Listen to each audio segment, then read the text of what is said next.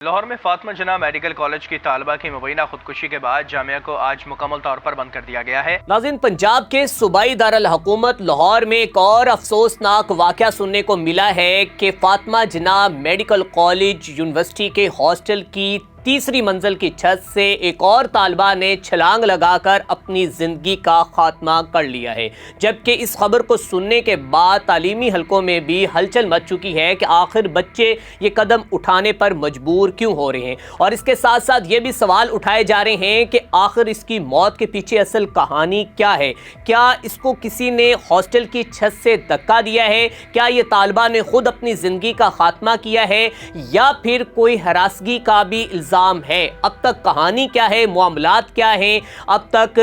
بچی کے متعلق کیا کیا رپورٹ سامنے آ چکی ہیں، یہ تمام تر حقائق جو ہیں آپ کے ساتھ شیئر کرنے کی کوشش کریں گے۔ ناظرین کرام، یہ افسوسناک واقعہ گزشتہ شب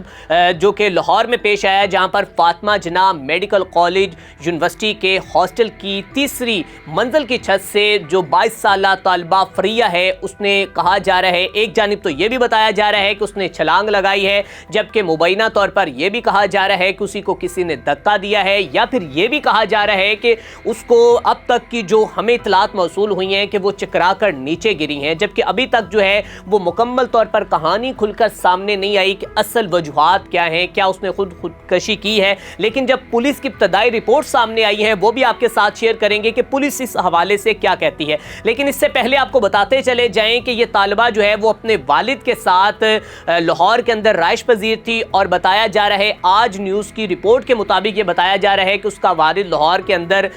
جاب کرتا تھا، یہیں پر دونوں باپ اور بیٹی رہائش پذیر تھے، اور بیسیکلی ان کا جو تعلق ہے وہ آزاد کشمیر سے ہے، اور یہاں پر یہ اپنی تعلیم حاصل کرنے کے لیے آئی تھی، اور اس سے پہلے یہ اپنے فائنل ایئر کا ایک ایگزام دے بھی چکی ہے، جبکہ اس کا دوسرا جو ایگزام تھا وہ 19 فروری کو ہونا تھا۔ جو پولیس نے ابتدائی رپورٹ دی ہیں وہ کچھ یوں ہیں کہ یہ طالبہ جو ہے گزشتہ 6 ماہ سے ڈپریشن کا شکار تھی، انگزائٹی کا شکار تھی، فرسٹریشن کا شکار تھی، اور اس کو کوئی معاملات ایسے تھے کہ جس کی وجہ سے یہ الجھی ہوئی تھی، ذہنی دباؤ کا شکار تھی، اور اس کے بعد یہ قدم اس نے اٹھایا ہے۔ جبکہ اس کے ساتھ ساتھ آپ کو یہ بھی بتاتے چلے جائیں کہ یہ پولیس کی جانب سے تو ہمیں ابتدائی رپورٹس کچھ سامنے آئی ہیں، ابھی تک جو رپورٹ سامنے وہ یہ ہیں کہ جیسے ہی طالبہ نے چھلانگ لگائی ہے، اس کے بعد اس کو گنگا رام ہاسپٹل کے اندر منتقل کیا گیا ہے، اور وہاں پر وہ جاں بر نہ ہو سکی، اور دماغ کے اوپر سویر قسم کی انجری آنے کی وجہ سے وہ اپنے خالق حقیقی سے جا ملی۔ والد کا بیان قلب بند کروا لیا گیا ہے،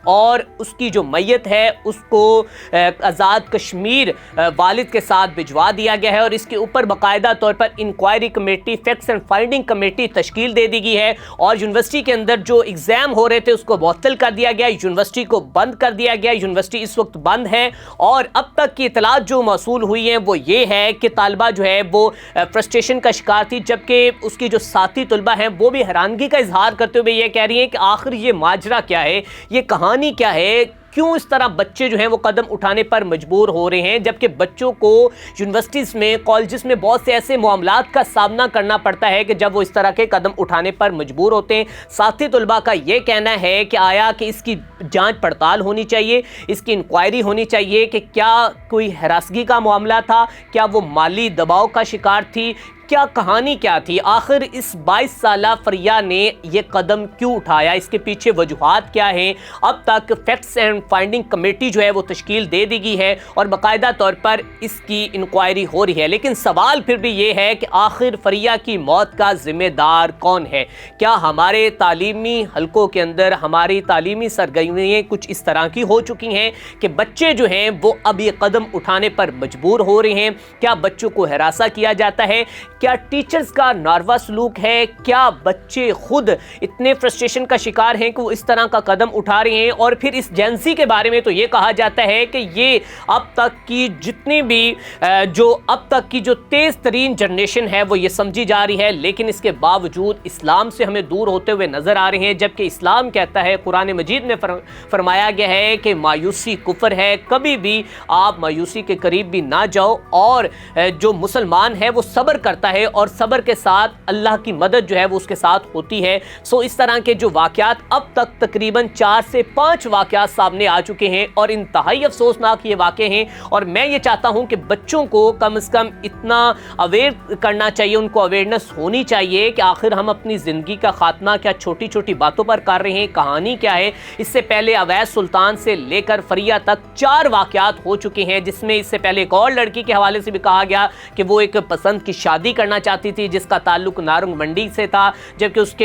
کے اوپر یہ بھی کہا گیا کہ اس میں انتظامیہ بھی ملوث ہے۔ بہت سی ایسی کہانیاں سامنے آئی، لیکن پھر بھی سوال یہ تھا کہ آخر بچے یہ قدم کیوں اٹھا رہے ہیں۔ اور آپ کو بتاتے چلے جائیں، اگر یہ معاملہ اسی طرح رہا، اگر یونیورسٹیز کے اوپر، کالجز کے اوپر جو ہے کوئی بھی نظر ثانی نہ کی گئی تو یہ واقعات بڑھتے رہیں گے، یہ واقعات نہیں تھم سکیں گے۔ اس کے اوپر وزیر اعلیٰ پنجاب کو، وزیر اعظم کو اور جو وزیر تعلیم ہے ان کو نوٹس لینا ہوگا، اور گورنر پنجاب کو اور باقی دیگر حلقہ بات جتنے بھی اس کے اعلیٰ حکام ہیں ان کو نوٹس لینا ہوگا اور اس معاملے کی جانچ پڑتال کرنی ہوگی۔ اسی کے ساتھ اپنے میزبان میاں اسلام کو دیجیے اجازت، دیکھتے رہیں SPN نیوز۔